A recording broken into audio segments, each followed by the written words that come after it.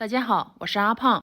白菜这样做比辣白菜还好吃，它不仅好吃，关键过年时或者年夜饭的时候做上一盘，既好吃，寓意还特别美好。一起来看看吧。首先我们要准备的是白菜心400克，先把它切成这样粗的细丝，也不要切太粗。切好后，给它放入一个大一点的碗里，最好用白菜心，因为白菜心比较嫩。现在向里面加入食用盐，戴上手套抓均匀，放一边腌上8分钟。接下来再准备一把蒜苗，切成长段。如果有小香葱会更好，比蒜苗还要好吃。再准备4、5粒大蒜，给它切成蒜末，切好后放盘里。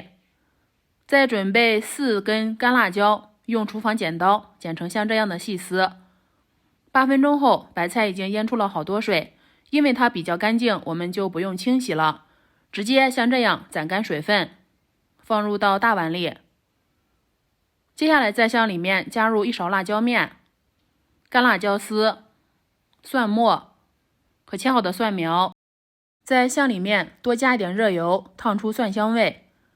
再准备一个这么大的勺子，加入1勺生抽、1勺香醋，再加入半勺蚝油。如果盐味大的，还可以再加一点食用盐。最后加点小磨香油。接下来戴上手套，用手直接抓均匀，这样用手直接抓出来的拌得比较均匀，会比较好吃一些。